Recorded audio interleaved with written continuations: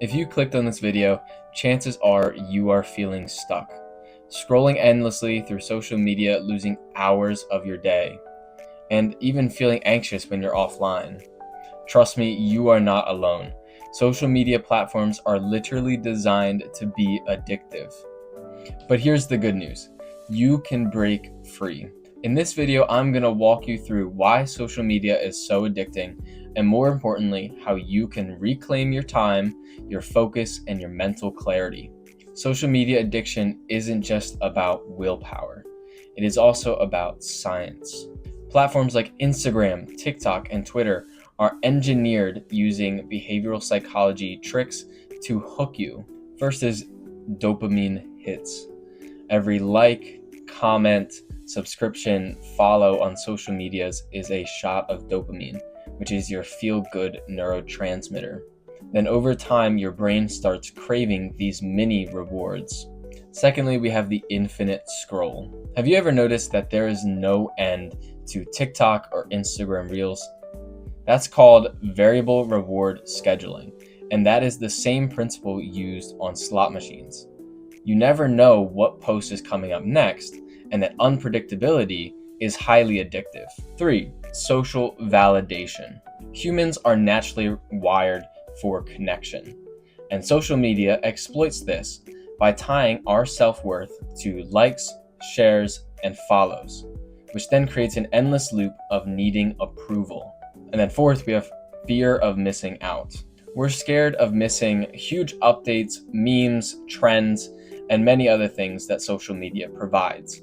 So oftentimes, even when you know you need a break, that anxiety of missing out on something that could be important draws you back in.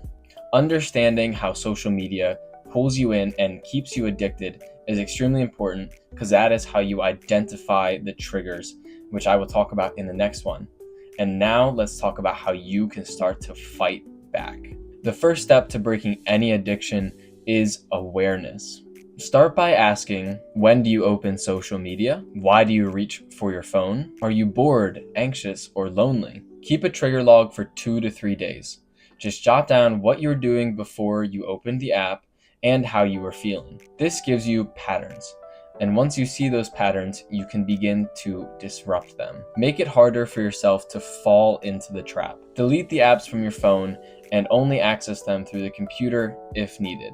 Turn off your notifications, especially the dopamine driving ones. Move your app icons into a folder and off of your home screen. Try the grayscale mode to make your phone less appealing. Remember, out of sight, out of mind. These small friction points will help your brain pause and find something better to do. Use apps like Freedom and Opal to block apps on a schedule. As well, your phone has built-in time limit options that you can use as another small friction point to keep yourself from going onto social medias. Set a daily limit, and once you reach that limit, have the self-control to not go back on it. Your brain is chasing dopamine, so find it elsewhere. You can do this through more natural things that feel a lot more rewarding, like going for a walk in nature, texting a friend or having a call with them, reading a book or listening to a podcast, working out, going for a run. These are all things that you can do that drive dopamine in a rewarding way. The goal is to not just get rid of your social media addiction, because your brain is wired for that dopamine hit. But what you have to do is swap it out with something that feels more rewarding and will help build you up instead of bringing you down. All right, so my next strategy is doing what's called a 30-day detox. So what I mean by this is you have to choose one or more social media platforms and delete it for 30 days. And during this time, like if you need to let anybody know that you're going offline, so that way you can still stay connected with people. And then also, what I want you to do is write down your feelings, journaling if you feel more productive, maybe less anxious, and just track how you're feeling.